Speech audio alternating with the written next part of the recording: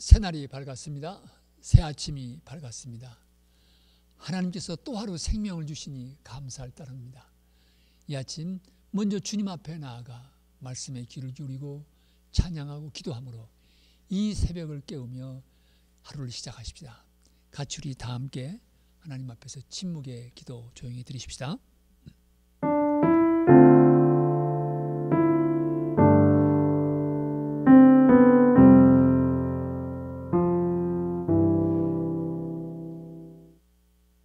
아멘.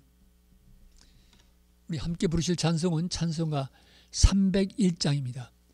301장 지금까지 지내온 것 주의 크신 은혜세 같이 부르시겠습니다.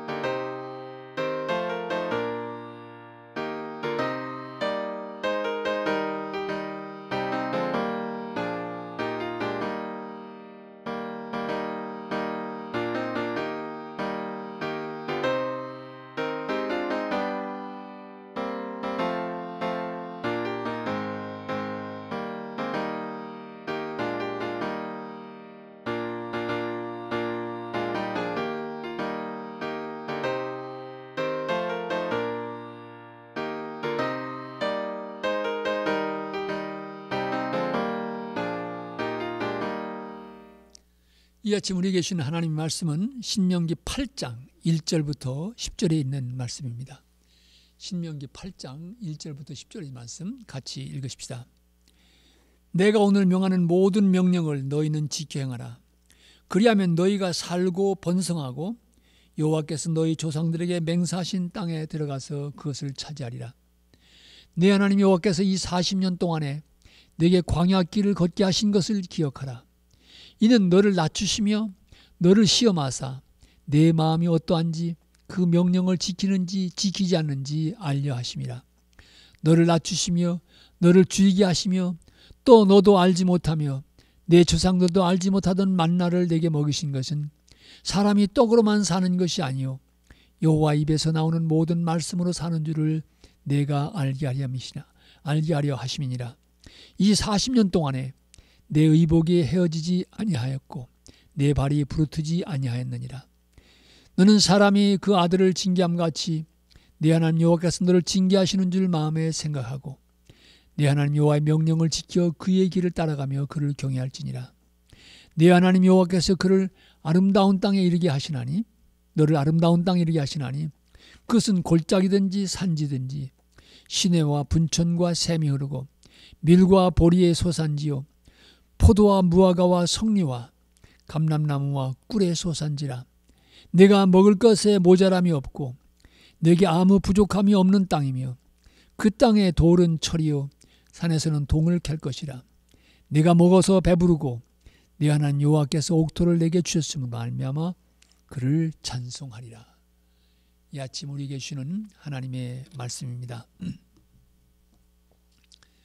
오늘 이 말씀 속에서 특별히 우리가 기억하게 되는 것은 이 광야 생활이 어떤 의미를 갖는지, 그들이 40년 동안 광야에서 지냈던 세월의 의미를 깨워주시는 말씀이 오늘 본문 속에서 나타납니다. 보면은 2절에 보면 내 하나님 여호와께서 이 40년 동안에 내게 광야 길을 걷게 하신 것을 기억하라. 이는 너를 낮추시며 너를 시험하사 내 마음이 어떠한지 그 명령을 지키는지 지키지 않는지 알려 하심이라. 그 다음에도 보면 너를 낮추시고 줄이게 하시기도 할까, 이런 얘기가 나옵니다. 여러분, 이스라엘 민족들이 보냈던 광야 생활은 적어도 한 3가지 특징이 있는 것 같습니다. 첫째는 광야 생활은 굉장히 불확실한 삶이었습니다. 무엇이 보장된 것이 없습니다. 뭐 계획대로 따라가는 것이 없습니다. 성경에 보면은 구름 기둥이 떠오르면 가고 구름 기둥이 머물면 1달이고 2달이고 6개월이고 머물렀습니다. 그러니까 내일이 상당히 불확실한 그런 삶이었습니다. 계획대로 스케줄에 따라 탁탁탁 진행되는 삶이 아니고 구름 기둥이 떠오르면 가고 머물면 머물고 상당히 불확실한 삶이었다고, 미래가 확실치 않은 어떤 그 스케줄을 할 수 없는, 계획할 수 없는 그런 불확실한 미래를 만났던 것이 광야 생활입니다. 그렇기 때문에 두 번째 이 광야 생활의 특징 가운데 하나는 전적으로 하나님을 믿을 수밖에 없었습니다. 농사를 지을 수 있는 여건이 아니기 때문에 식량의 문제도 역시 하나님의 도우심을 의지해야만 해결할 수 있습니다. 물도 마찬가지였습니다. 반석에서 샘물이 터져나오는 역사가 없다고 하면 그들은 결코 갈증을 느끼는 목을 해결할 수가 없었습니다. 그렇기 때문에 그들의 삶은 전적으로 하나님을 바라볼 수밖에 없고 하나님을 의지할 수밖에 없는 그런 삶이었던 것을 우리는 광야 생활 속에서 바라보게 됩니다. 그래서 오늘 본문을 보면 하나님께서 너희들을 낮추셨다. 너희들 자신의 능력이 아니라 하나님의 능력, 하나님의 인도하심을 의지하도록 낮추시고 겸허케 하신 것을 볼 수가 있습니다. 세 번째로 생각할 수 있는 것은 바로 이 광야 생활을 통해서 중요한 변화가 하나 나타나는데, 애굽에서 나올 때 하나의 그 이스라엘이라고 하는 종족, 민족의 공동체로 나왔다고 하면 이 광야 생활 40년을 통해서 민족의 공동체가 여호와 하나님을 섬기는 신앙의 공동체로 바뀌어가는 것을 보게 됩니다. 그래서 하나님과 언약을 맺게 되고 하나님 앞에 예배하는 처소의 중심이 되는 성막을 짓게 되고 이스라엘 백성들의 그 제사 제도가 시작되어지고, 그래서 하나의 흩어져 있던 민족 공동체라고 하는 하나의 그런 동질성이 이제는 여호와 하나님을 섬기는 신앙의 공동체로 변화되어지는 그런 변화의 역사가 광야 생활 속에 있었던 것을 보게 됩니다. 그래서 이런 광야 생활을 통해서 이스라엘 백성들이 얻게 되는 중요한 교훈들이 있었습니다. 그것은 뭐냐면은 오늘 본문에 나와 있지만 사람이 떡으로만 사는 것이 아니다. 여러분, 떡이 중요합니다. 그렇기 때문에 오늘 본문 말씀도 떡으로 사는 게 아니다가 아닙니다. 떡으로만 사는 게 아니라는 거죠. 여러분, 특별히 오늘 그 코로나 바이러스의 어려움 속에서 특별히 요즘 언론의 보도 속에서 많이 얘기되는 것은 전에 그 이렇게 어려운 분들이 자연스럽게 가서 식품을 구할 수 있다는 푸드 팬트리가 이제는 굉장히 그 필요를 느낀 사람들이 많아졌다는 거죠. 식품을 배급하는 데 보면 어떻게 보면 그 자동차가 얼마나 길게 늘어섰는지 모릅니다. 하루아침에 잡을 있고 하루아침에 수입이 끊어지게 되니까 당장 먹고 사는 문제가 어려움 속에 직면한 것을 우리는 보게 됩니다. 그래서 이 먹는다고 하는 건 떡이 얼마나 중요한지 모릅니다. 그러나 이 광야 생활 속에서 하나님께서 이스라엘 백성에게 가르쳐 주시려고 했던 것은 떡보다 더 중요한 것, 떡으로만 사는 것이 아니다. 하나님의 말씀으로 살아가는 것이다. 하나님을 의지하고 살아가는 것이다. 이렇게 우리는 얘기할 수 있습니다. 그 어떤 분들이 교회 나가면 뭐 먹고 사냐, 예수가 먹여주냐 이런 사람도 있는데, 한 번은 그 러시아에서 목사가 된 사람이 있는데 그분이 어떻게 목사가 됐느냐 하는 얘기를 하면서 그런 얘기를 들은 것으로 기억이 납니다. 예수가 먹여줍니까 했을 때 그때 어떤 목사님이 그랬다가 예수님 먹여준다고, 또 먹여줄 수 있지 말씀하셔서 그러면 예수님이 먹여준다면 예수 믿어야 되겠다, 이래서 예수를 믿기 시작했는데 나중에 이제 목사가 되었다는 그런 얘기를 들은 적이 있습니다. 여러분, 하나님의 말씀 위에 서면은 떡 문제도 해결될 수 있는 거지요. 그러니까 예수님이 뭐라고 말씀하십니까? 무엇을 먹을까? 무엇을 마실까? 무엇을 입을까? 걱정하지 말아라. 이건 이방인들이 구하는 것이다. 하나님의 백성이 되었다면 먼저 구할 것이 달라야 되지 않느냐 하면서 산상보훈에서 일깨워주신 말씀을 기억하는 것입니다. 이스라엘 민족은 광야 생활 속에서 떡으로만 사는 것이 아니다. 하나님의 말씀으로 살아간다. 그렇기 때문에 그들이 농사 짓지 않았어도 하늘이 공급해 주는 양식, 만나를 먹으며 살아갔던 것을 볼 수가 있습니다. 그러기에 하나님께서 우리에게 내려주시는 것을 구하는 것도 좋지만 하나님 그 존재 자체를 구하는 것이 중요합니다. 다시 한번 말씀드리죠. 하나님께서 우리에게 주신 여러 것이 있을 수 있습니다. 떡도 있고 집도 있고 여러 가지 있을 수가 있죠. 그거를 구하는 것도 좋지만 더 중요한 것은 하나님 그분 자신을 구하는 것입니다. 그 하나님을 사랑하는 것입니다.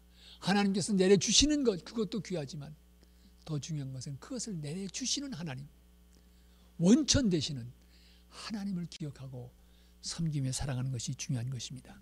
바로 어쩌면 광야 생활 속에서 그들은 이런 교훈을 받았습니다.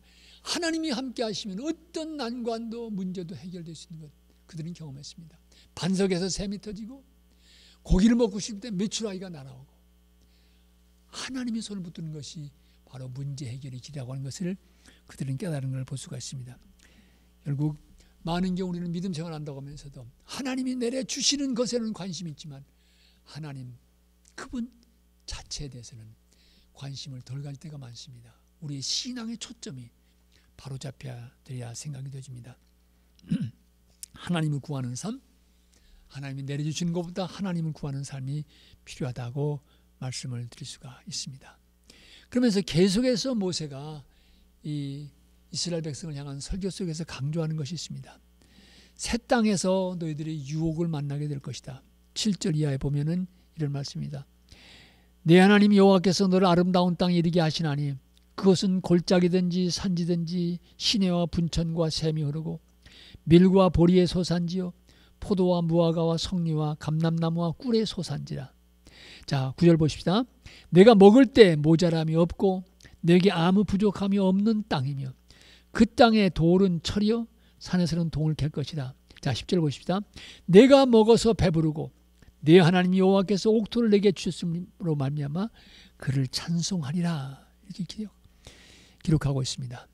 이제 들어갈 땅은 아름다운 땅이어서 곡식도 너희들이 농사지어서 얻을 수 있고 광물도 철도 동도 풍부한 땅인데 거기 들어갈 때 먹을 것이 부족함이 없는 그런 날이 될 건데 그때 하나님을 기억하고 하나님을 찬송하라고 하는 것입니다.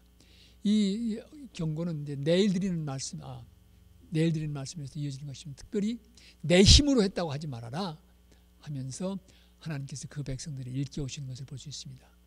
이 모든 것이 너희들에게 임할 때 이것이 어디로부터 왔는가? 하나님께서 우리에게 주시는 선물이라고 하는 것을 기억하면서 이 모든 것을 내려주시는 하나님을 잊지 말라고 하는 것입니다. 하나님을 기억하고 감사하며 찬양하라고 하는 것입니다. 그러기에 우리도 우리의 삶을 살아가면서 우리에게 내려주신 모든 것이 감사하지만 그 모든 것을 주시는 하나님께 향한 우리의 감사, 우리의 찬양 이것을 잊지 말아야 되라고 생각합니다. 그래서 우리는 살아가면서 우리의 앞길 어떤 상황 속에서도 우리와 함께 하시는 하나님, 그 하나님께 대한 감사와 찬양의 고백을 안고 하루하루 살아가는 것이 중요합니다. 지금까지 지내온 것 돌이켜보면 하나님의 은혜입니다. 어려운 골짜기 속에서도 주님은 우리와 함께 하시고 이끌어 주셨습니다. 오늘 우리가 당하는 현실 속에서도 주님은 우리를 고아와 같이 버려두지 않으실 것입니다. 우리의 미래를 열어주실 것입니다. 그러기에 이 하나님에 대한 감사의 고백을 잊지 마시고 찬송하며 오늘 하루도 헤쳐가시기를 진심으로 부탁드립니다. 우리 같이 기도하십시다. 하나님 또 새날 주신 것 감사합니다. 하나님께서 주시는 새로운 기회인데 오늘 하루 주님 손 붙잡고 헤쳐가게 하옵소서. 고나 광풍이 불어와도 우리의 가정과 경제적인 상황이 흔들려도 주님 우리와 함께 하심을 잊지 않게 하시고 주님 손 붙잡고 주님 열어주시는 길을 가게 해주시옵소서. 하나님 특별히 간구합니다. 이스라엘 백성들을 광야에서 구름기둥과 불기둥으로 인도하셨던 하나님, 오늘 사랑하는 성도들이 부딪힌 이 어려운 현실 속에서 우리의 구름기둥과 불기둥이 되어 주시옵소서. 열어주시고 인도해 주시고 앞을 향해 나갈 수 있도록 도와주시옵소서. 한 가정 한 가정이 오늘 하루도 하나님의 사랑과 은혜의 손길을 펴 주시옵소서. 우리 교회 속한 모든 성도들의 가정 또 이 영상을 시청하는 모든 주의 백성들 위에 하늘의 은혜와 평강을 내려주시옵소서. 우리 주님께서 그들의 길이 되어 주시옵소서. 오늘 하루 주님과 함께 동행하는 복된 삶을 살아갈 수 있도록 주님 도와주시고 우리에게 긍휼을 베풀어 주시옵소서. 예수 그리스도를 받들어 기도합니다. 아멘. 하늘에 계신 우리 아버지여, 이름이 거룩히 여김을 받으시오며 나라의 임하옵시며 뜻이 하늘에서 이루어진 것 같이 땅에서도 이루어지이다. 오늘날 우리에게 일용할 양식을 주옵시고 우리가 우리에게 죄진 자를 사하여 준 것 같이 우리 죄를 사하여 주옵시고 우리를 시험에 들게 하지 마옵시고 다만 악에서 구하옵소서. 대개 나라와 권세와 영광이 아버지께 영원히 있사옵나이다. 아멘.